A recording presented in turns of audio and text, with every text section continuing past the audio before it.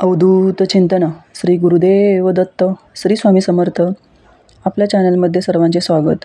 आजचा आपला विषय आहे गुरुपौर्णिमेपासून चातुर्मासात दर गुरुवारी करा हे उपाय. चला तर मग व्हिडिओला सुरुवात करूया. चातुर्मासात दान धर्म करून पुण्यसंचय करावा असा शास्त्रसंकेत आहे. त्यानुसार आपणही यथाशक्ती दान द्यावे.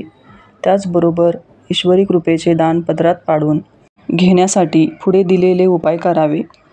उपाय साधा सोपा असल्याने तो अवश्य करून बघावा. यासाठी आपल्याला दत्तगुरू, भगवान विष्णू तसेच गुरु बृहस्पती यांची पूजा करायची आहे. ती कशी करायची, कोणत्या स्वरूपात करायची आणि त्यामुळे कोणते लाभ होतात तेही पाहूया. गुरुवारी भगवान विष्णू आणि तुळशी मातेची पूजा करा. यानंतर तुळशीची पानं स्वच्छ धुवून पिवळ्या कपड्यात बांधून ठेवा. ती पुरचुंडी कपाटात तिजोरीच्या जागी ठेवा. असे केल्याने आर्थिक लाभ होऊ शकतो. तसेच आणखी एक पुरचुंडी घराच्या मुख्य प्रवेशद्वारावर बांधल्याने घरात नकारात्मकता ऊर्जा प्रवेश करणार नाही आणि घरात येणारे धन अवैध मार्गाने येणार नाही.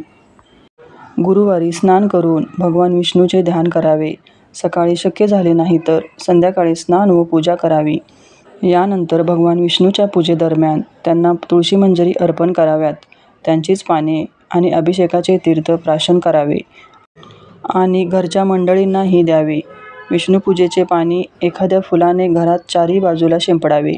त्यामुळे घरातील वाईट ऊर्जा नष्ट होऊन सकारात्मकता वाढते. गुरुवारी केळीच्या झाडाची पूजा करणे देखील शुभ मानले जाते. तसेच या दिवशी भगवान विष्णूला केळीही अर्पण केली जातात. गुरुवारच्या पूजेदरम्यान भगवान विष्णूला पिवळी फुले, हरभरा डाळ आणि गूळ अर्पण करावा. तसेच विष्णूच्या पूजेचा तो शिदा एखाद्या गरजू व्यक्तीला दान करावा. असे केल्याने साधकांच्या जीवनात सुखसमृद्धी टिकून राहते. असे मानले जाते की गुरुवारी बृहस्पती चालीसेचे पठण केल्याने कुंडलीत बृहस्पतीचे अर्थात गुरुस्थान मजबूत होते, गुरुबल वाढते. त्यामुळे साधकांचे वैवाहिक संबंध दृढ होतात. यासोबतच गुरुवारी बृहस्पती चालीसेचे पठण केल्याने लवकर विवाह होण्याची शक्यता वाढते. हे 4 महिने स्वतःसाठी जगा. कोणी काहीही बोललं तरी मनाला लावून घेऊ नका. नकारात्मक लोकांपासून लांब राहा. आपले छंद जोपासा. मदत जरूर करा, पण ज्यांना गरज आहे त्यांनाच. मागितल्याशिवाय कोणाचीही मदत करू नका. फक्त आणि फक्त सकारात्मक विचार करा. कोणाविषयीही वाईट बोलू नका. हा ठाम मनाशी निश्चय करा.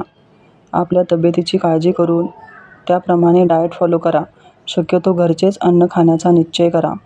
रात्री झोपताना दिवसभर आपल्या चांगल्या गोष्टी आठवा. ज्यांच्यामुळे आपण आज हसलो, मन शांत झालं, मनाला आनंद मिळाला, त्या सगळ्यांना थँक्यू म्हणा. सकाळी उठल्याबरोबर एखाद्या देवाचे स्तोत्र म्हणा जे तुम्हाला पूर्ण पाठ आहे.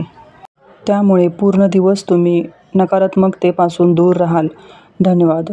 व्हिडिओ आवडल्यास लाईक, शेअर, सबस्क्राईब करा. श्री स्वामी समर्थ.